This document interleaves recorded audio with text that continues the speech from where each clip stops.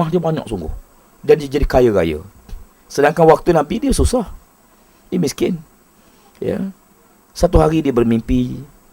Dalam mimpinya dia jumpa Rasulullah. Nabi tanya, "Hei, wahai Bilal, kamu dah lama tak datang ziarah aku. Ya. Kamu lama tak datang ziarah aku." Bila bangun saya tidur, teringat ke Nabi, tak boleh tahan. Terus pergi Madinah untuk ziarah Rasulullah SAW. Bila sampai ke Madinah, penduduk Madinah sambut dia, ra'i dia dengan baik sebagainya. Bila masuk waktu semayang, mereka minta Bilal tolong azankan. Bila azan, bila laung saja Allahu Akbar, Allahu Akbar, seluruh para sahabat menangis semua sekali. Ya. Kerana mereka ingat bila dengar azan ni, Nabi ada bersama dulu. Ya, Nabi bersama mereka. Ya. Jadi nak sebut cerita dalam perjuangan Islam ni, rezeki Allah dah tentu. Ya, Allah dah tentu. Susah kerana Islam lebih baik daripada senang lawan Islam. Ya. Kita susah dalam mentaati perintah Allah lebih baik daripada kita senang dalam kita durhaka pada Allah Subhanahu Wa Taala. Tugas ini juga tidak layak bagi mereka yang mudah tertarik oleh berbagai-bagai aliran pemikiran dan tindakan. Sesiapa saja yang menjalankan tugas ini perlulah mempunyai keimanan yang teguh terhadap kewujudan Allah Subhanahu Wa Taala. Ya. Yakin Allah ada, semua orang yakin. Tapi yakin kewujudan Allah penting supaya hati kita tidak jadi benda lain, tidak jadi tujuan lain. Hati kita tertumpu kerana nak buat kerana Allah. Ya, bila kita terlanjur, kita cepat bertaubat pada Allah. Kita terlanjur, kita cepat kembali pada Allah. Nabi Allah Yusuf AS, ya, waktu mana masuk dalam bilik, lalu Zulaikha tutup pintu. Maka Zulaikha tertarik pada Yusuf. Ya, masa tu Zulaikha muda. Suami Zulaikha dah tua sangat dah. Tapi dia raja. Raja ni tua pun orang muda nak, tuan-tuan. Kita muda pun orang tak nak. Sebab tak jadi raja. Ya, tengok Sultan Pahang, tua dah. Tapi bini muda. Jadi Zulaikha ni dia muda sangat masa tu. Kat akhir Zulaikha nak kahwin dengan Nabi Yusuf. Akhirnya Zulaikha tutup pintu, berlakulah dia kejar Nabi Yusuf. Dan Quran menyebut bahawa mereka ni ada perasaan, laki dengan perempuan, tertarik. Waktu mana Yusuf tertarik pada Zulaikha, lalu dia teringatkan Allah Subhanahu Wa Taala. Ya, bila ingat pada Allah, maka dia pun lari. Ya. Lari hinggalah Zulaikha capai baju dia, hingga koyak baju dia di belakang. Ya. Nabi Yusuf lari ke muka pintu, nak buka pintu, tak sempat. Ya. Zulaikha tarik baju dia, koyak. Tiba-tiba pintu dibuka, tengok-tengok raja. Ya. Raja yang tidak durhaka. Jadi bila raja masuk, Zulaikha terus pusing idea. Dia kata, apa kita nak buat kepada khadam, pembantu kita yang cuba khianat dengan isteri raja? Nak buat apa? Ya. Maknanya dia beritahu suami dia, sepatut apa kita hukum kepada laki-laki yang cuba menggoda isteri raja. Ya. Kata Yusuf, aku tak buat. Akhirnya dipenjarakan Yusuf, tahan reman. Ya, tahan reman untuk siasatan. Waktu siasatan itulah, ya, raja tersebut panggil penasihat dia. Dia kata, tengok, kalau sekiranya baju tu koyak depan, maka itulah Yusuf yang jahat. Kalau baju tu koyak di belakang, maka Zulaikha yang jahat. Tengok-tengok baju koyak di belakang. Tapi Yusuf bebas tak? Tak bebas. Ya, Yusuf tetap tak bebas. Kenapa tak bebas? Kerana kalau Yusuf bebas, maka dia menyebabkan Zulaikha akan ditipu kaipan, orang akan tahu. Ya, itu pun heboh berita. Masa tu TV3 tak ada lagi. Ya, heboh dah berita. Ya, blok-blok pun belum ada lagi. Ya, heboh berita sampai isteri-isteri orang besar tahu bahawa Zulaikha yang khianat. Ya, walaupun Yusuf di penjara.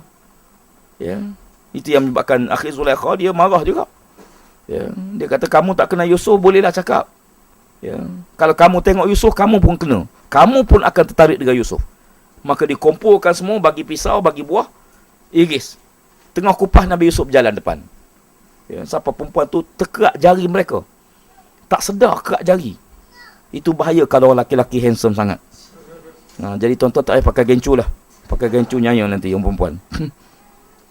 Baik, jadi makna dalam konteks ini, dia kata bahawa tugas kita ialah siapa saja yang menjalankan tugas ini perlu mempunyai iman yang teguh terhadap kewujudan Allah Subhanahu Wa Taala. Mereka mestilah meyakini bahawa Allah Subhanahu Wa Taala punya kuasa, kelayakan dan hak sebagaimana yang termaktub dalam Al-Quran. Allah Subhanahu Wa Taala dia ada kuasa. Tuhan ni boleh sangat. Kalau Tuhan nak beri kemenangan, mudah sangat. Apa payah bagi Allah? Iza arada syai'an ayaqulahu kun fayakun.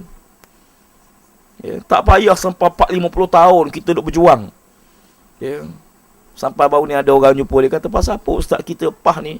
Dasar kita betul, pemimpin kita baik, pengikut kita setia, kerja kita ikhlas, panduan kita Quran hadis, tapi kita menang.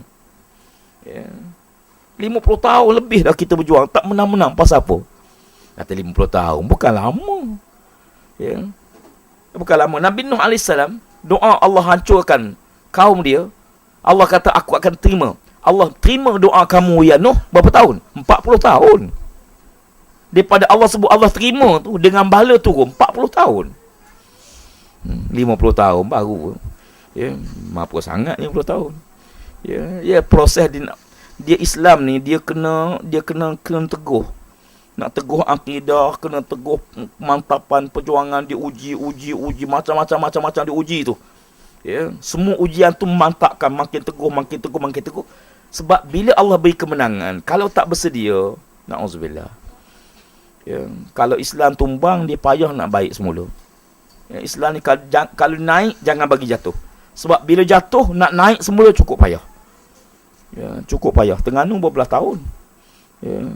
Jadi oleh kerana itu, kita harapkan kemenangan yang tidak akan dikalahkan lagi selepas itu. InsyaAllah.